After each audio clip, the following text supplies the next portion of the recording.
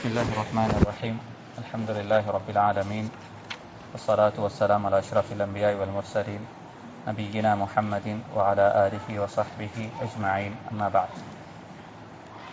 وعن أبي هريرة رضي الله عنه قال قال رسول الله صلى الله عليه وسلم: حق المسلم على المسلم ست: إذا لقيته فسلم عليه، وإذا دعاك فأجبه، وإذا استنصحك فانصحه، وإذا عطس فحمد الله فشمته، وإذا مرض فعده، وإذا مات فاتبعه. رواه مسلم. அல்ஹம்துலில்லாஹ். தொடர்ச்சியாக நாங்கள் ஜனாசாவுடைய சம்பந்தப்பட்ட சில சுன்னாக்களை பார்த்தோம். அல்ஹம்துலில்லாஹ். கடைசி வகுப்பில் நாங்கள் ஜனாசாவுடைய கடைசி பகுதி, அதாவது வஃபாத்தானதுக்கு பின்னால் நாங்கள் அந்த ஜனாசாவுக்கு செய்ய வேண்டிய மிக முக்கியமான கடமைகள், செய்ய வேண்டிய சுன்னத்துகள், என்னென்ன விஷயங்களை செய்ய வேண்டும் என்றதை போன வகுப்பில் கடைசியாக பார்த்தோம். அந்த ஜனாசாவுடைய வகுப்புக்கு பின்னால் இன்ஷா அல்லாஹ் தொடர்ச்சியாக வரக்கூடிய வாரங்களில், இந்த வீக்கிலிருந்து தொடர்ச்சியாக இன்னும் ஒரு மிக முக்கியமான ஒரு பகுதியை உங்களோட பகிர்ந்து கொள்ளலாம் என்பதை ஆசைப்படுகிறேன். ஒரு மிக முக்கியமான ஒரு பகுதி உண்டு. நாங்கள் முன்னால் ஜனாசாவோட பார்த்தோம். இதுக்கு அங்கே வரக்கூடிய வகுப்புகளில் எங்களோட அன்றாட வகுப்புகள், அதாவது அன்றாட வாழ்க்கையில் நாங்கள் என்னென்ன விஷயங்களை கொண்டு எங்களோட மௌத்துக்கு பின்னால் உள்ள வாழ்க்கைக்கு எங்களை தயார்படுத்தலாம், அந்த மௌத்துக்கு எங்களை தயார்படுத்துறதுக்கு நாங்கள் எங்களோட வாழ்க்கையில் கடைபிடிக்க வேண்டிய இஸ்லாமிய அழகான வழிமுறைகள் என்ன, சுன்னாக்கள் என்ன என்ற இந்த தலைப்பில் தொடர்ச்சியாக பேசுகிறதுக்கு இருக்கிறோம் இன்ஷா அல்லாஹ். இதில் கிட்டத்தட்ட ஒரு 6 அல்லது 7 தலைப்புகளில் தொடர்ச்சியாக பேசுவோம் இன்ஷா அல்லாஹ். உண்டு இஸ்லாமுடைய ஆதாபுகள், வழிமுறைகள், சுன்னாக்கள், அதே போன்று அல் பிர்ரு வஸ்ஸிலா, நற்கருமங்கள், ஏன்னா அன்றாட வாழ்க்கையில் நாங்கள் செய்யக்கூடிய நற்கருமங்கள், அதில் குறிப்பாக நாங்கள் குடும்பத்தினர்களை சேர்ந்து வாழ்கிறது, இதில் இருக்கக்கூடிய பாக்கியங்கள், இதில் ரசூலுல்லாஹி ஸல்லல்லாஹு அலைஹி வஸல்லம் அவர்கள் என்னென்ன நன்மைகளை எங்களுக்கு சொல்லி தந்திருக்கிறாங்க என்ற இந்த எல்லா பகுதிகளையும் குறிப்பாக சுருக்கமாக சொல்ல போனால் எங்களோட பர்சனல் லைஃப், எங்களோட தனிப்பட்ட வாழ்க்கை, எங்களோட குடும்ப வாழ்க்கை, அதே மாதிரி எங்களுடைய தொழில் தொடர்புகள், இன்று எங்களோட அன்றாட வாழ்க்கையில் நாங்கள் கட்டாயமாக கடைபிடிக்க வேண்டிய இஸ்லாமிய வழிமுறைகள், சுன்னாக்களை தான் இந்த வகுப்பில் படிக்க போகிறோம். உண்மையிலேயே நான் ஜனாசாவுடைய வகுப்பிலையும் நான் ஆரம்பத்தில் ஞாபகப்படுத்தினேன். இது ஒரு புதிய ஒரு தலைப்பில் நாங்கள் பேசுகிறோம் என்பதனால திரும்பவும் அதை நான் ஞாபகப்படுத்துகிறேன். இதில் வரக்கூடிய அஹாதீஸ்கள் எல்லாமே எங்களோட அன்றாட வாழ்க்கையுடன் சம்பந்தப்பட்டது. நாங்கள் கேட்குற எல்லாரும் இது அமல் செய்யணும் என்ற அந்த நியத்துடன் கேட்டால் மாத்திரம்தான் இது அமல் செய்கிறதுக்கான பாக்கியம் என்ன செய்யும் எங்களுக்கு கிடைக்குமே அல்லாமல், வெறுமனே இது ஒரு நாலேஜாக எடுத்துகிட்டு போகணும் என்பதாக வந்தோம் என்றிருந்தால் அது நாலேஜாக இருக்கும், ஆனால் அமல் செய்வதற்கான பாக்கியம் அங்கே கிடைக்கல என்றிருந்தால் இந்த இல்மு எனக்கோ உங்களுக்கோ என்ன செய்யாது, பிரயோஜனம் தரக்கூடியதாக இருக்க மாட்டாது. எனவே இல்மு நாஃபியா என்றது படித்த ஒரு இல்மை எங்களோட வாழ்க்கையில் எனக்கும் உங்களுக்கும் அமல் செய்கிறதுக்கான ஒரு சந்தர்ப்பமாக அமைய வேண்டும் என்பதுதான். அதனால தான் குர்ஆன் ஒரு ஆச்சரியமான ஒரு உதாரணத்தை சொல்லுது. அந்த உதாரணம் கமஸலில் ஹிமாரி யஹ்மிலு அஸ்ஃபாரா. நீங்கள் உலகத்தில் பெருமதியான அறிவுகளை சுமர்ந்த கிதாபுகள் எல்லாத்தையும் நீங்கள் கலெக்ட் பண்ணி அதோட கழுதைக்கு மேலால் கட்டி வச்சிங்கன்றால் அந்த எல்லா பொறுமதியான இல்முகளையும் அந்த கழுதை சுமக்குது என்றதுனால அந்த கழுதையை பார்த்து யாரும் ஒரு அறிவாளி என்பதாக என்ன செய்ய மாட்டார், சொல்ல மாட்டாங்க தான். என்றால் அந்த கழுதைக்கு அந்த எவ்வளோ பொறுமதியான அந்த புத்தகங்கள் தனக்கு மேலே இருந்தாலும் அதன்படி வாழ்றதுக்கான ஒரு நாலேஜ் அதுக்கு என்ன செய்யறது இல்லை என்றதுனால குர்ஆன் இதைத்தான் எனக்கும் உங்களுக்கும் என்ன செய்யுது, உதாரணமாக சொல்லுது. வெறுமனே அறிஞ்சிருக்கிறோம், படிச்சிருக்கிறோம், தெரிஞ்சிருக்கிறோம், ஆனால் எங்களோட வாழ்க்கையில் நாங்கள் பின்பற்றலை என்றிருந்தால் நாங்களும் யார மாதிரி ஆகிடுவோம், நல்ல இல்முகளை சுமக்கிற, நல்ல இல்முகள் எழுதப்பட்ட கிதாபுகளை சுமக்கிற கழுதைகளை மாதிரி ஆகிடுவோம். அப்படியாப்பட்டவர்களாக அல்லாஹ் என்னையோ உங்களோ என்ன செய்யக்கூடாது, ஆக்கி விடக்கூடாது. அதனால தான் ரசூலுல்லாஹி ஸல்லல்லாஹு அலைஹி வஸல்லம் அவர்கள் சஹாபாக்களுக்கு, இதுக்கு பின்னால் வரக்கூடிய இந்த பகுதிகளில் நாங்கள் துஆக்கள், நபி ஸல்லல்லாஹு அலைஹி வஸல்லம் அவர்கள் அன்றாட வாழ்க்கையில் கேட்ட துஆக்களையும் பற்றி படிப்போம். அதில் மிக முக்கியமான துஆக்கள் ஒன்று தான் அல்லாஹ் சுப்ஹானஹு வ தஆலா ஒரு மனிதனுக்கு இல்மை கொடுத்துட்டு அந்த இல்மிலிருந்து பிரயோஜனம் அடையக்கூடிய சந்தர்ப்பத்தை அல்லாஹ் எனக்கு தராமல் இருக்க இருக்கிறத விட்டும் நான் அல்லாஹ்விடத்துல பாதுகாப்பு தேடுகிறேன் என்பதாக ரசூலுல்லாஹி ஸல்லல்லாஹு அலைஹி வஸல்லம் அவர்கள் டெய்லி துஆ கேட்டாங்க. வஅஊது பிக மின் இல்மின் லா யன்ஃபா, தெரியும் ஆனா அமல் செய்யறதுக்கான பாக்கியம் கிடைக்காது. அப்படியாப்பட்டவர்களாக நாங்கள் என்ன செய்யக்கூடாது, ஆகிவிடக்கூடாது. எனவே இங்கு படிக்கக்கூடிய ஒவ்வொரு சின்ன விஷயங்களையும் வாழ்க்கையில படிப்போம், அதை அமல் செய்யறதுக்கான முயற்சிகள் செய்வோம். அஹ்மத் இப்னு ஹம்பல் ரஹ்மத்துல்லாஹி அலைஹி அவர்கள் இது அடிக்கடி சொல்வார்கள், வாழ்க்கையில நாங்க கேட்கிற ஒவ்வொரு ஹதீஸையும் குறைந்த பட்சம் வாழ்க்கையில ஒருக்கையாவது அமல் செய்து விட்டு மௌத்தாகக்கூடிய பாக்கியம் எனக்கு கிடைத்தால் அந்த ஹதீஸுக்கு சொந்தக்காரராக எனக்கு என்ன செய்யலாம், மரணிக்கலாம். இப்படி ஒரு 10,000 ஹதீஸுக்கு சொந்தக்காரராக எனக்கு மரணிக்க இயலுமாக இருந்தால், 1,00,000 ஹதீஸுக்கு சொந்தக்காரர்களாக மரணிக்க முடியுமாக இருந்தால் எவ்வளவு பெரிய ஒரு பாக்கியம். எனவே அந்த எதிர்பார்ப்போடு அந்த நீயத்தோடு என்ன செய்வோம், இந்த ஹதீஸ்களை கேட்போம். அல்லாஹ் சுப்ஹானஹு வ தஆலா வாழ்க்கையில இவைகளை அமல் செய்யக்கூடிய பாக்கியத்தை அல்லாஹ் எனக்கும் உங்களுக்கும் நசீபாக்குவானாக. முதலாவது பகுதி, நபி ஹுரைரா ரலியல்லாஹு அன்ஹு قال قال رسول الله صلى الله عليه وسلم حق المسلم على المسلم ست. ஒரு முஸ்லிம் இன்னொரு முஸ்லிமுக்கு செய்ய வேண்டிய கடமைகள் 6. இது சமூக கடமைகள். நான் ஜனாசாவுடைய பாடத்துல முதலாவது வகுப்புல இதுல ஜனாசாவுடன் சம்பந்தப்பட்ட 2 பகுதிகளை தெளிவாக பேசினேன். ஒன்று, அதாவது நோய்வாய்ப்படும் பொழுது அந்த மனிதனை நோய் விசாரிக்க செல்றது. அதற்கு பின்னால் அந்த மனிதன் வஃபாத்தானதற்கு பின்னால அந்த ஜனாசாவுடைய கடமைகளை நிறைவேற்றுறது. இது இல்லாமல் ரசூலுல்லாஹி ஸல்லல்லாஹு அலைஹி வஸல்லம் அவர்கள் ஒரு முஸ்லிம், ஏன்னா ஒரு முஸ்லிமா என்று வரும் பொழுது நாங்கள் சமூகமாகத்தான் வாழ போறோம், நாங்கள் தனியாக வாழ்றதில்லை. எங்களை சூழ ஒரு சமூகம் இருக்கும், எங்களை சூழ எங்களோட குடும்பங்கள் இருக்கும், எங்களோட சூழ எங்களோட பக்கத்து வீட்டார்கள் இருக்கும். எனவே நாங்கள் ஒரு சமூகமாக வாழும் பொழுது ஒரு முஸ்லிம் அந்த சமூகத்தில் ஒருவராக தனது சக முஸ்லிமுக்கு நிறைவேற்ற வேண்டிய கடமைகள் 6 இருக்குது. எத்தனை? 6. இதுல சில விஷயங்கள் சில கட்டங்கள் எங்களுக்கு வாஜிபாகும், இன்னும் சில விஷயங்கள் எங்களுக்கு சில கட்டங்கள்ல கட்டாயமாக செய்யறது மிக முக்கியமான சுன்ன முஅக்கதாவாக.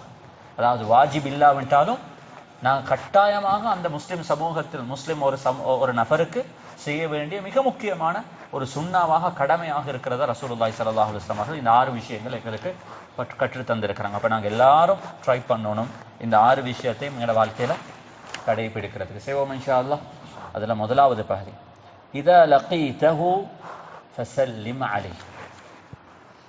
மிக முக்கியமான ஒரு சுன்னா, இன்றைய காலத்தை பொறுத்த வரையில மிகவும் குறைந்து போகக்கூடிய ஒரு சுன்னத். இதா லகீதஹு, ஒரு முஸ்லிம் இன்னொரு முஸ்லிமை சந்திக்கும் பொழுது ஃபஸல்லிம் அலைஹி. என்ன சொன்னாங்க?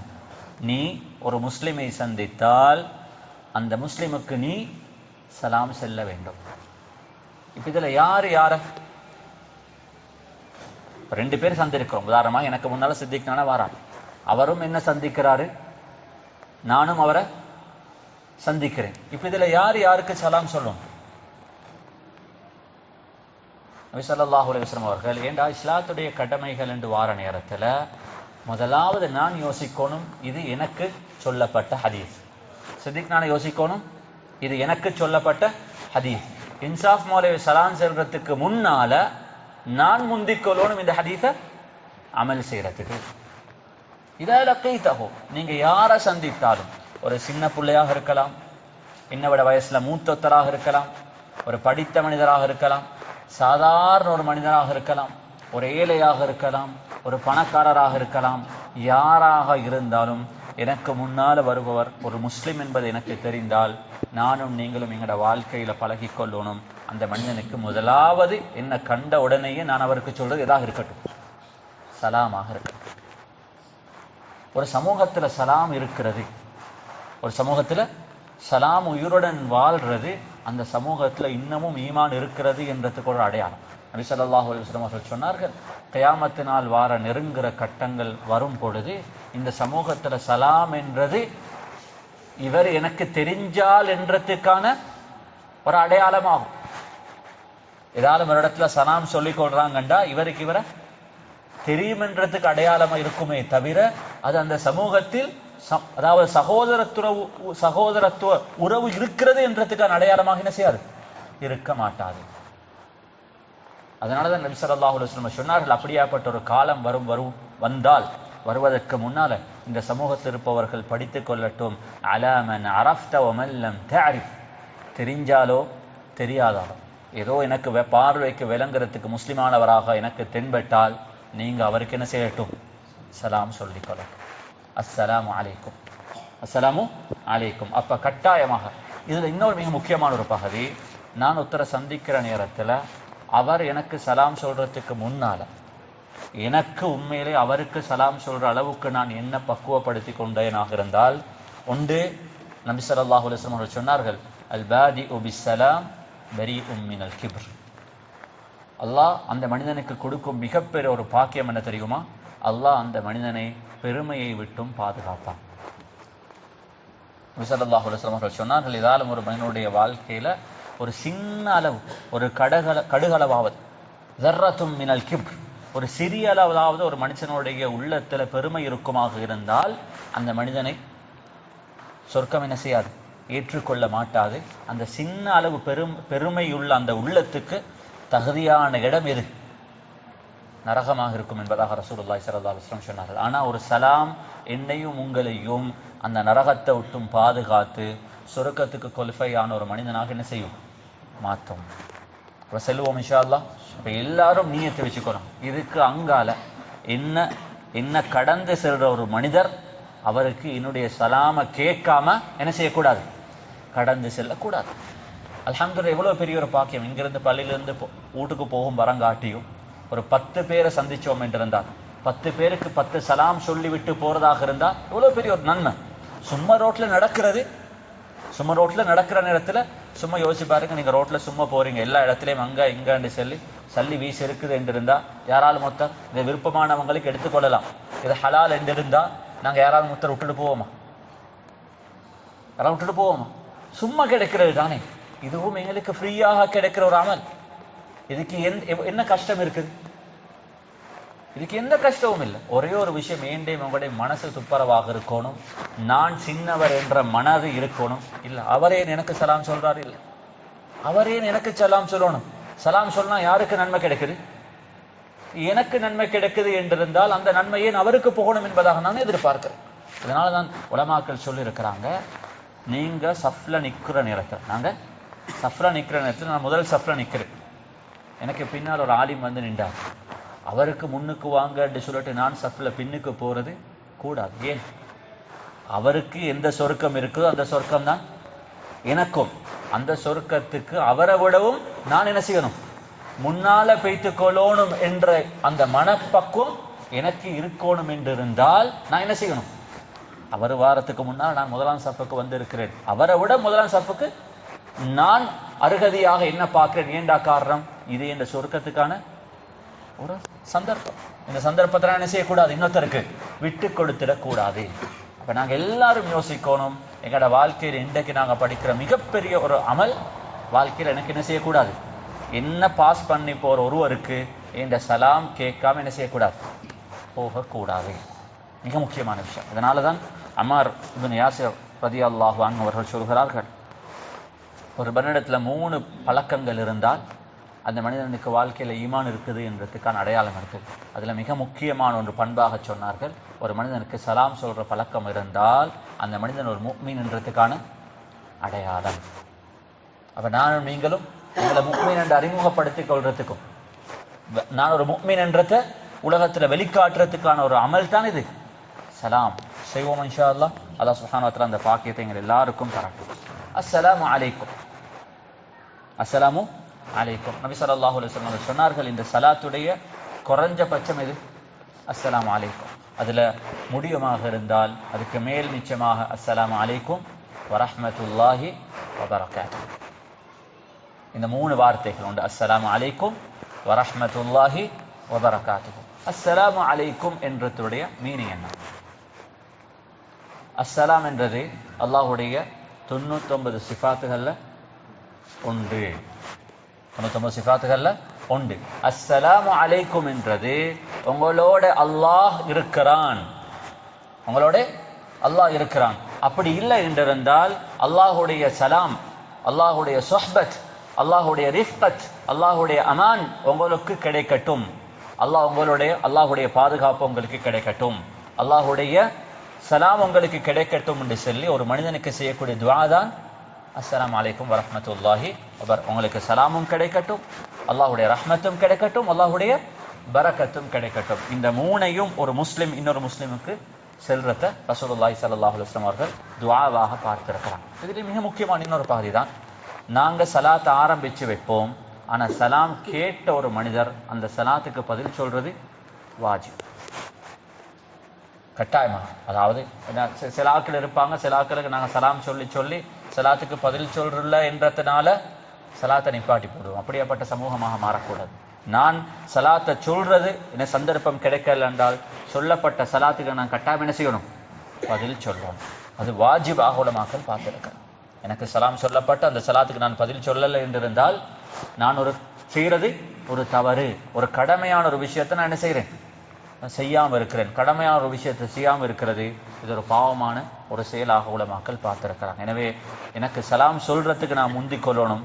எனக்கு யாராலும் ஒரு மனிதர் சலாம் சொன்னால் அந்த மனிதனுக்கு நான் சொல்லக்கூடிய சலாத்தை பரிபூர்ணமான விதத்தில் அவருக்கு நான் என்ன செய்யணும், அந்த சலாத்துக்கு பதில் சொல்றது சுன்னத்தாக இருக்குது. செய்வோம் இன்ஷா அல்லாஹ். அதில் இன்னும் மிக முக்கியமான ஒரு பகுதி தான், நாங்கள் சலாம் சொல்ற நேரத்தில் சில முக்கியமான சில சுன்னாக்களை நாங்கள் கட்டாயமாக அதாவது பேணிக்கொள்றது மிக முக்கியமான சுன்னத்தாக இருக்குது. உண்டு அஸ்ஸகீரு அலல் கபீர்.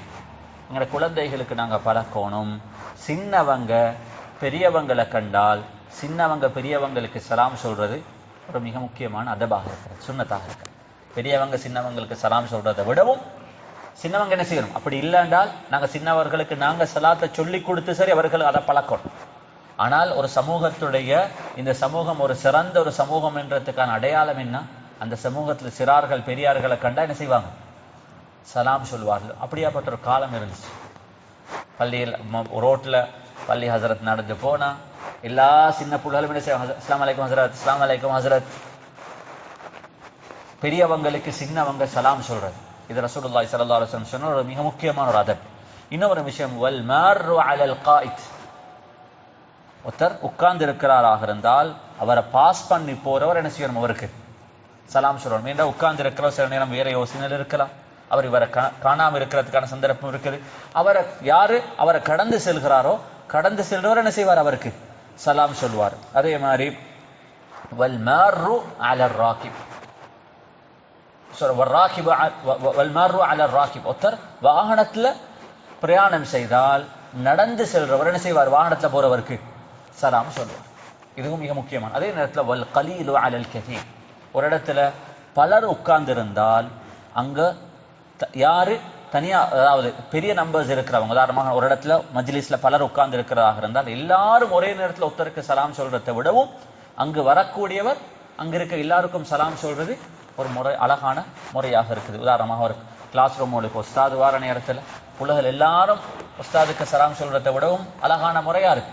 அந்த உஸ்தாத் புள்ளைகள் எல்லாருக்கும் சலாம் சொல்றது. நாங்கள் எல்லாரும் ஒரு மஜ்லிஸ்ல அமர்ந்து இருக்கிறோம் 7-8 பேர், அந்த இடத்துக்கு ஒருத்தர் வாராக இருந்தால் வாரவர் அங்க இருக்கிற எல்லாருக்கும் சலாம் சொல்லிட்டு அந்த இடத்துக்கு வாரதும் மிக முக்கியமான சுன்னத்தாக இருக்குது. எனவே இந்த சுன்னாக்களை நானும் நீங்களும் எங்களோட வாழ்க்கையில என்ன செய்யணும், கட்டாயமாக பின்பற்றத்துக்கு முயற்சி செய்யணும். எனவே ஒரு முஸ்லிம் இன்னொரு முஸ்லிமுக்கு செய்ய வேண்டிய கடமைகள் எத்தனை, 6. அதுல முதலாவது பகுதி என்ன, ஒரு முஸ்லிம் இன்னொரு முஸ்லிமை சந்தித்தால் சலாம் சொல்றது. அதே நேரத்தில் இன்னும் ஒரு சுன்னத் இருக்குது, நாங்கள் 2 பேரும் சந்தித்தால் சலாம் சொல்றது மாதிரி சில நேரம் நாங்கள் அந்த இடத்துல இருந்துட்டு திரும்ப பிரிஞ்சு போகும் பொழுதும் ஒருவர் இன்னொருவருக்கு சலாம் சொல்றதையும் சுன்னத்தாக இருக்கு. சஹாபாக்கள் இந்த அளவுக்கு இந்த விஷயத்துல பேணுதலாக இருப்பாங்க என்றால் அனஸ் பின் மாலிக் ரலியல்லாஹு அன்ஹு சொல்வார்கள், நாங்கள் சஹாபாக்கள் நடந்து கொண்டு போகும் பொழுது இடையில இது சரி ஒரு மரம் ஏதாலும் ஒன்று எங்களை குறுக்கிட்டு போனவங்க இப்படி 2 ஜமாத்துகளாக பிரிஞ்சு போய் திரும்பவும் ஒன்று சேர்ந்தால் சின்ன ஒரு தூரம் நாங்க பிரிஞ்சிட்டு திரும்பவும் ஒன்று சேரும் பொழுதும் எங்கள் ஒருத்தர் என்ன செய்வார், இன்னொருத்தருக்கு சலாம் சொல்லிக் கொள்வார்கள். அப்ப இது மிக முக்கியமான விஷயம். அந்த அளவுக்கு சலாத்துக்கு என்ன செஞ்சிருக்கிறாங்க சஹாபாக்கள், முக்கியத்துவம் கொடுத்திருக்கிறாங்க. இதர் சமூகத்துல ஒரு ஒற்றுமையை உருவாக்கும், நமக்கு மத்தியில் இருக்கக்கூடிய அந்த மனக்கசப்புகளை இல்லாமாக்கும்.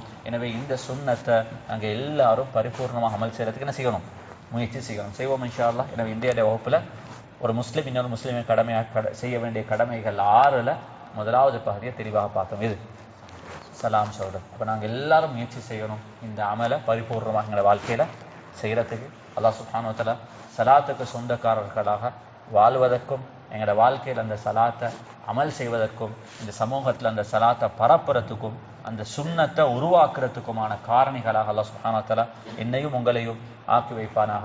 அப்படியாப்பட்ட ஒரு அழகான சலாத்துடன் வாழ்ந்து சலாமாக வஃபாத்தாக கூடிய பாக்கியத்தை அல்லாஹ் சுப்ஹானஹு வ தஆலா எனக்கும் உங்களுக்கும் தந்தருள்வானாக. வ ஆகிரு தஅவானா அல்ஹம்துலில்லாஹி ரப்பில் ஆலமீன்.